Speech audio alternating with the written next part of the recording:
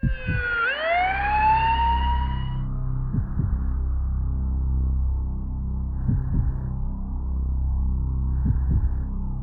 happened?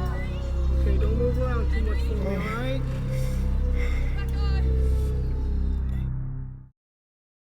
Hi, I'm Tom Kursky, training coordinator with Livonia Fire and Rescue. Back in mid-May, we did a mock car crash at Stevenson High School. The purpose of the mock car crash was to show the students in the audience what could happen if they or their friends were involved in a car crash.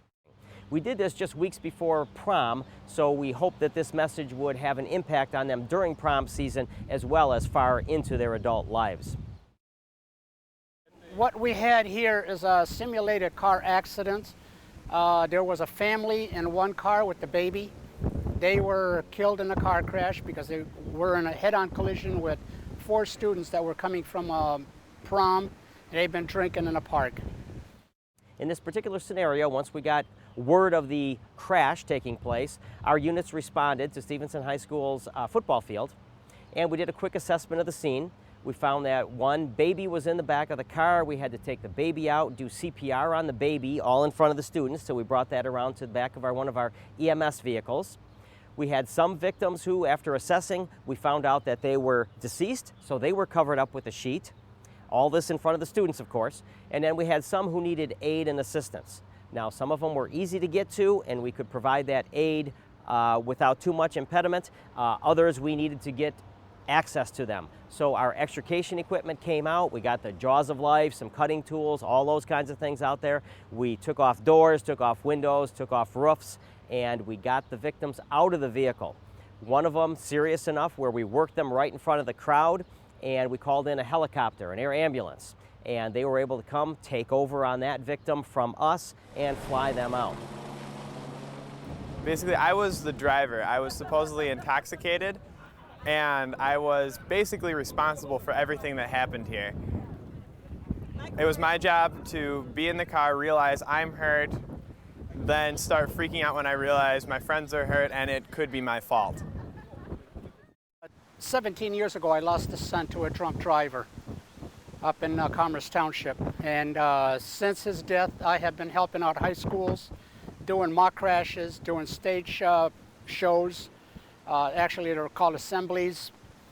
I'll do driver's education schools, like we got All-Stars, we've got alternatives, driver's eds. I help them do consistently going from one school to another, talking to teenagers about alcohol, drinking and driving, suicide, depression, etc. But what motivated me to do this is my son's death due to a drunk driver. SAD is, Students Against Destructive Decisions.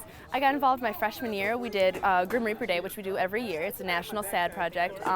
It's kind of in memory of anyone who's been affected by a drinking and driving accident. And you walk around all day and you don't talk, and you wear, a shirt and that says, ask me about so-and-so, and you have a paper that you hand people, they read. And so since then, we've just kept doing that. And last year, I ran for president, and so I heard about Tony Mesa, who planned this for us, and I heard that he did all of this stuff, and we got in contact with him, and we actually got it approved this year. I try to assign all these things to these students and what position they're going to be taking, and I think I really got the point across to these kids.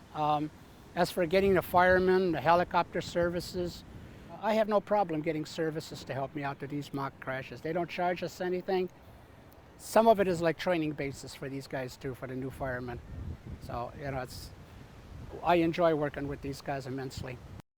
It was a good scene, it was good teamwork, the whole thing went down pretty well. Hopefully the students got some great information, they were able to see a little bit about what we do at the scene, and hopefully will remember this incident long into their future.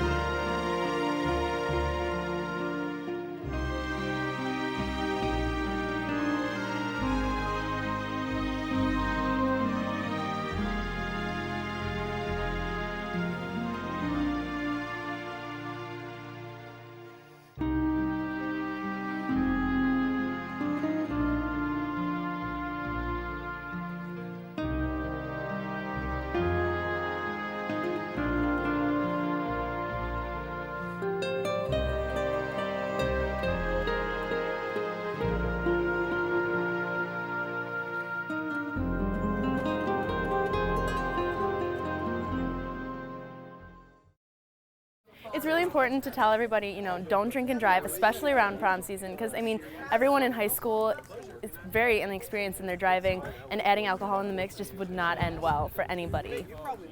Coming up into prom, I mean, first off, you shouldn't be drinking anyway if you're under 21, but if you are, it's very important that you make sure to do not drive. There's so many alternatives. You can have a friend who hasn't been driving drive you home. You can stay the night somewhere, or worst comes to worst, call your parents. I know my parents would much rather me call them and have them come pick me up on prom night than have myself try and get behind the wheel and risk injuring not only myself, but others as well.